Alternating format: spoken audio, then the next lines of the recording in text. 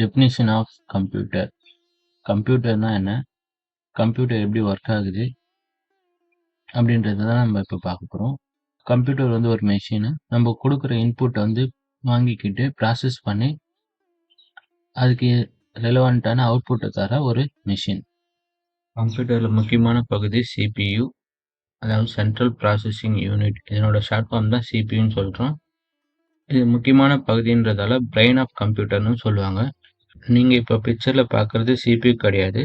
CPUன்றது வந்து என்னென்னா 3 சென்டிமீட்டர் ஹைட்டும் வித்தும் இருக்கிற ஒரு சின்ன சிப்பு. அது கம்ப்யூட்டரில் ரொம்ப முக்கியமான பார்ட்ஸு. அது இந்த கேபினெட்டுக்குள்ளே இருக்கிறதால இதை நம்ம மொத்தமாக CPUன்னு சொல்கிறோம். நெக்ஸ்ட்டு கம்ப்யூட்டரில் இன்னொரு முக்கியமான பகுதினா அது keyboard mouse.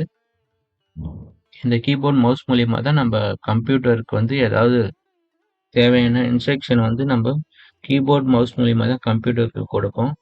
Keyboard and mouse வந்து பிரைமரி இன்புட் டிவைஸ்ன்னு சொல்லுவோம்.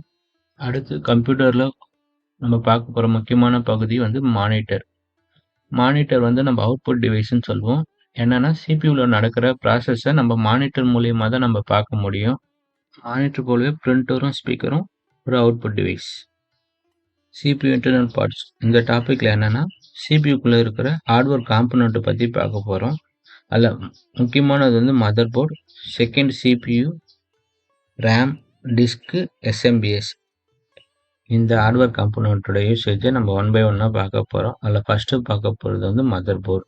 கம்ப்யூட்டரில் எல்லா எலக்ட்ரானிக் டிவைஸ் அண்டு எலக்ட்ரானிக் காம்பனண்ட்டையும் கனெக்ட் பண்ணுற ஒரு மெயின் சர்க்யூட் போர்டு தான் நம்ம மதர் போர்டுன்னு சொல்கிறோம். இதை வந்து மெயின் போர்டுன்னு சொல்லுவாங்க. எதுக்காகனா CPU, அப்புறம் monitor, keyboard, mouse, printers, speaker, இது மாதிரி எல்லா எலக்ட்ரானிக் டிவைஸும் இந்த போர்டில் தான் கனெக்ட் ஆகிருக்கும். அதை கனெக்ட் பண்ணுறதை நம்ம வீடியோஸில் பார்க்கலாம். CPU central processing unit. நான் முன்னாடி சொன்ன மாதிரி 3 சென்டிமீட்டர் ஹைட்டு, 3 சென்டிமீட்டர் வித் இருக்கும். இதில் வந்து பார்த்தீங்கன்னா 2 டைப் ஆஃப் CPU இருக்குது. ஒன்று வந்து பின் ப்ராசஸ், பின்லெஸ் ப்ராசஸ்ன்னு சொல்லிட்டு 2 இருக்குது. ஃபர்ஸ்ட்டில் இருக்கிறது பார்த்தீங்கன்னா AMD பின் ப்ராசஸ், செகண்ட் வந்து பின்லெஸ், இன்டெல் பின்லெஸ் ப்ராசஸ். இந்த 2 டைப்பில் தான் ப்ராசஸ் இருக்குது. RAM, random access memory.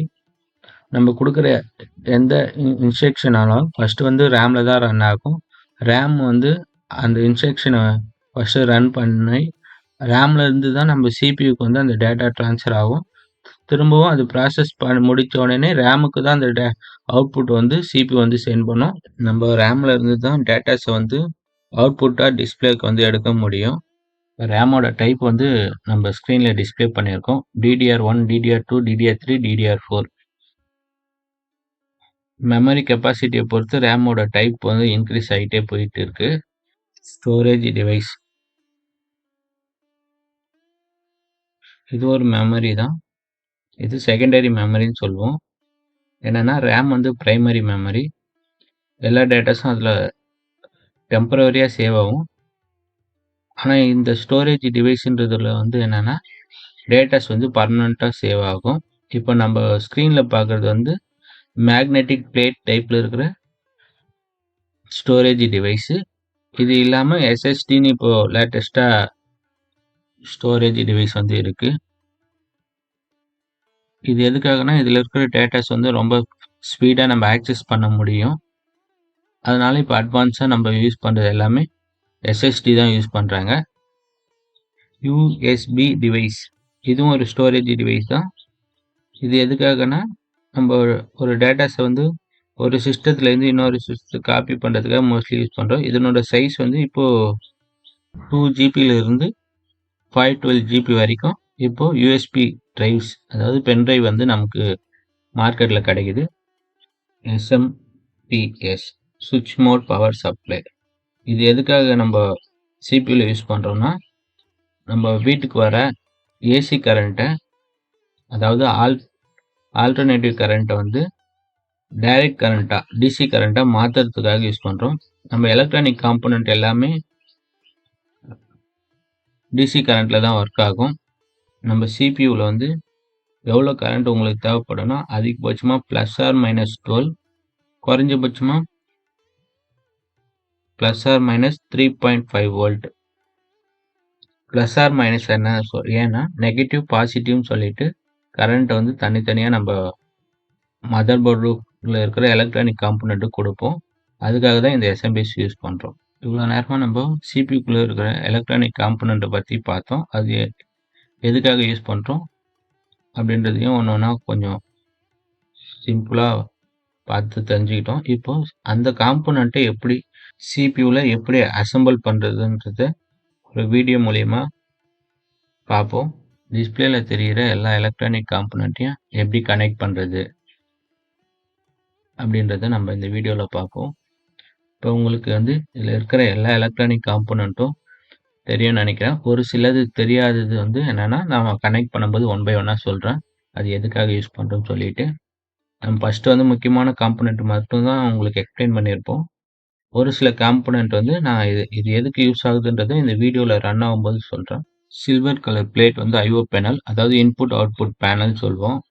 Blue colour டப்பாவில் இருக்கிறது வந்து heat sink paste, hard disk, SMPS, VGA cable, power cable, DVD drive,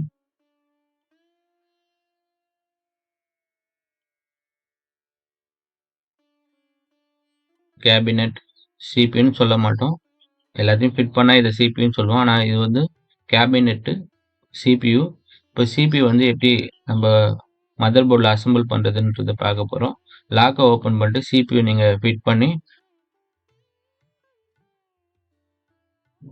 lock பண்ணதுக்கப்புறம் ஹீட் சிங்க் பேஸ்ட்டை வந்து கொஞ்சம் மேலே வைக்கணும்.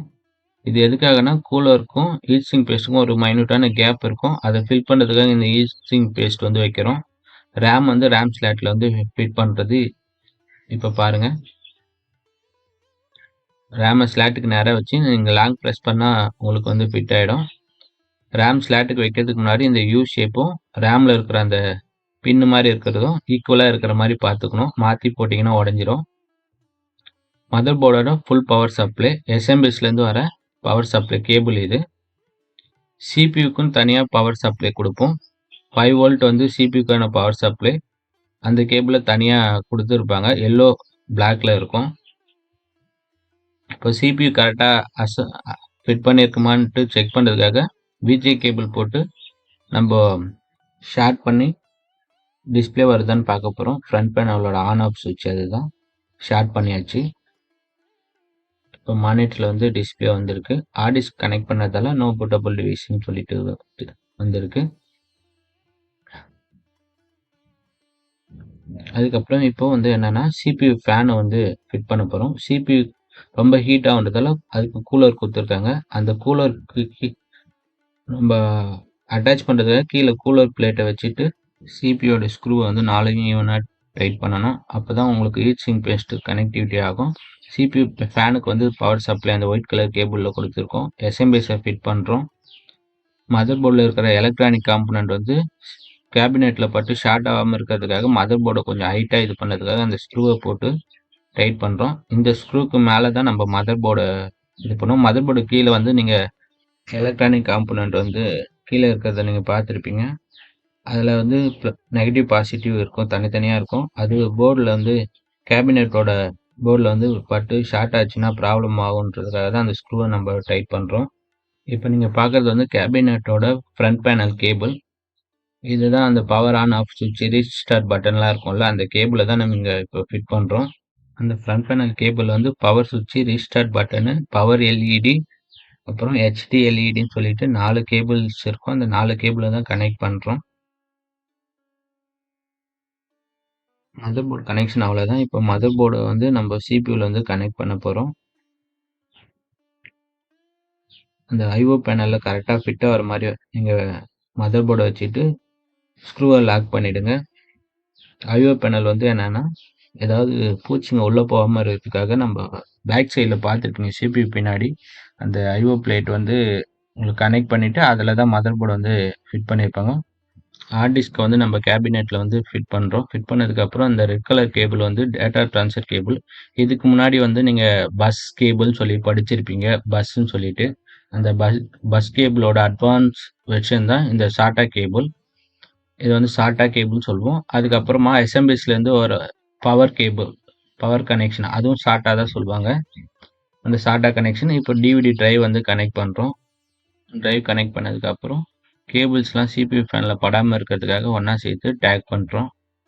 என்னென்னா சிபியூ ஃபேன் ரன் ஆகலைன்னா உங்களுக்கு வந்து சிஸ்டம் வந்து ரீஸ்டார்ட் ஆகிட்டே இருக்கும். அதனால் அவ்வளோதான், முடிஞ்சிடுச்சு. இப்போ எல்லாத்தையும் ஃபிட் பண்ணதுக்கப்புறம் கேபினெட்டை க்ளோஸ் பண்ணிவிட்டு விஜே கேபிள் பவர் கேபிளை கொடுத்து ஆன் பண்ணி பார்க்குறோம் கனெக்ஷன் வருதான்ட்டு.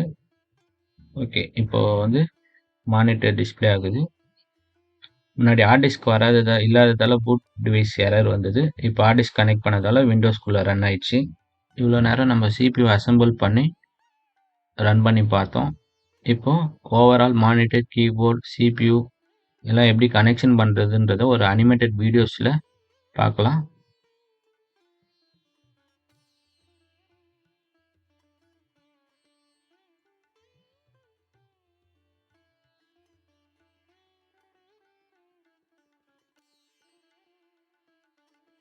Setup desktop computer. ஒரு அனிமேட்டட் வீடியோவில் கம்ப்யூட்டரோட காம்பனண்ட்லாம் எப்படி செட் பண்ணுறதுன்னு பார்க்க போகிறோம். இப்போ நம்ம பார்த்துருக்கோம், நார்மலாக ஒரு டேபிளில் நீங்கள் இது வரைக்கும் பார்த்தது கீபோர்ட், மவுஸு, மானிட்டர், சிபியூ பார்த்துருப்பீங்க. அதனோட கனெக்ஷன்ஸை எப்படின்றத பார்ப்போம். Monitor connection. மானிட்டரோட பேக் சைடில் திருப்பினீங்கன்னா உங்களுக்கு வந்து பவர் கனெக்ஷனுக்கு ஒரு ஆப்ஷனும் விஜி அவுட் டிஸ்பிளே கனெக்ஷனும் இருக்கும். இப்போ இவங்க வந்து HDMI கேபிள் கனெக்ட் பண்ணுறாங்க. இது HDMI கேபிள், USB-C டைப். நம்ம நார்மலாக HDMI கேபிளும் விஜே கேபிளும் தான் யூஸ் பண்ணியிருக்கோம். டிவி கேபிளும் இப்போ ரன் ஆகிட்டு இருக்கு. இப்போ வந்து HDMI கேபிள் வந்து சிபியூவில் கனெக்ட் பண்ணிவிட்டு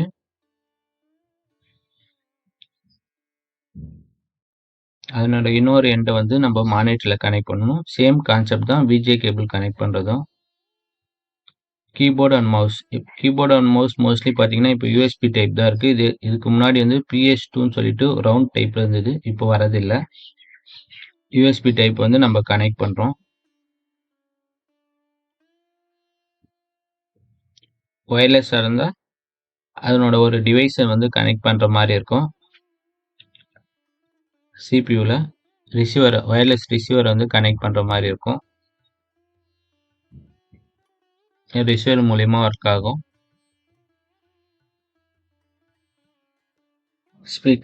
ஸ்பீக்கரோட ஆடியோ அவுட் வந்து நம்ம க்ரீன் கலர் பின் மூலிமா எடுப்போம். பவர் கனெக்ஷனுக்கு வந்து USB டைப்பில் இருக்கும்.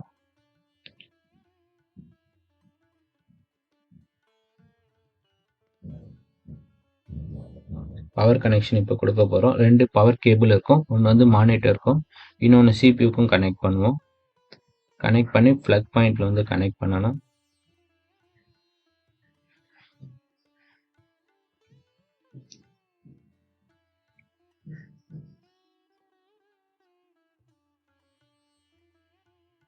ஏசி கரண்ட் வந்து டிசி கரண்ட்டாக மாத்திர ப்ராசஸ் தான் எஸ்எம்பிஎஸ் பண்ணுது. ஓகே, எல்லா கனெக்ஷனும் முடிஞ்சிடுச்சு. இப்போ நீங்கள் வந்து சிபியூ ஆன் பண்ணிங்கன்னா உங்களுக்கு கம்ப்யூட்டர் ஒர்க் ஆகும்.